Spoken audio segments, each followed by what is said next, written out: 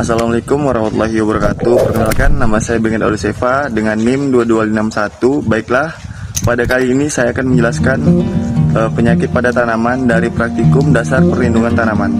Pengertian penyakit pada tanaman dapat diartikan sebagai gangguan terhadap tanaman yang disebabkan oleh patogen dan non-patogen yang menyebabkan terganggunya proses pertumbuhan pada bagian tertentu atau keseluruhan pada tanaman.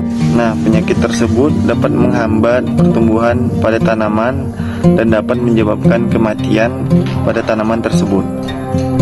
Nah, bahan-bahannya yaitu yang pertama adalah bonggol pisang, dan yang kedua ada daun cabai.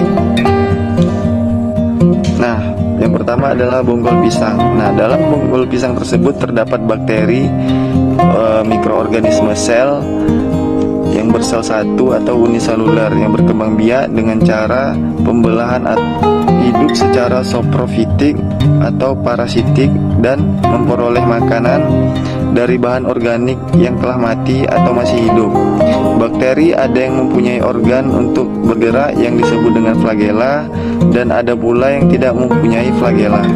Nah, kali ini saya akan menjelaskan atau mengenalkan dari bakteri Pseudomonas solanacearum, merupakan bakteri patogen tular tanah yang menyebabkan layu pada berbagai jenis tanaman budidaya. Pseudomonas solanacearum berkembang biak pada lingkungan yang bersuhu 30 hingga 350 Celcius dan berkelembapan tinggi. Patogen ini menyebar melalui tanah dan dapat bertahan hidup pada tanah serta sisa tanaman dalam waktu yang lama. Inang Pseudomonas solanacearum menginfeksi inangnya melalui akar sejak dilakukannya pindah tanam. Selain itu, bakteri ini juga bisa menginfeksi tanaman melalui luka yang terdapat pada tanaman yang disebabkan oleh nematoda, siput, dan serangga hama lainnya. Ciri gejalanya adalah serangan gejala awal yang ditunjukkan oleh serangan bakteri ini adalah layu pada daun tanaman. Serangan parahnya adalah keseluruhan bagian akan layu dengan cepat dan mengering. Dengan pengendaliannya yaitu gunakan pupuk kandang yang telah dimasak. Pupuk kandang yang belum dimasak dapat menyebabkan perkembangan bakteri ini melalui kenaikan suhu. Yang kedua yaitu gunakan benih tanam cabai yang tahan terhadap penyakit ini. Yang ketiga, pencelupan bibit sebelum tanam menggunakan PGPR. Dan yang keempat atau yang terakhir adalah mencabut tanaman cabai yang telah terserang penyakit layu pada bakteri ini. Baiklah, itu tadi bakteri yang terdapat pada bonggol pisang. Selanjutnya adalah virus pada tanaman cabai. Nah, yang kedua adalah virus pada tanaman cabai. Virus adalah salah satu mikrobia obligat parasit, yaitu membutuhkan inang untuk hidup.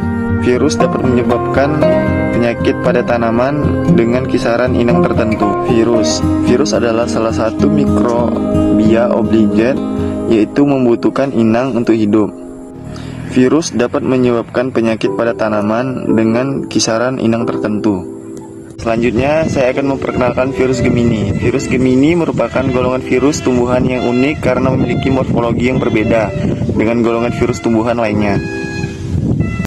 Virus Gemini ditularkan oleh serangga vektor jenis kutu putih atau kutu kebul.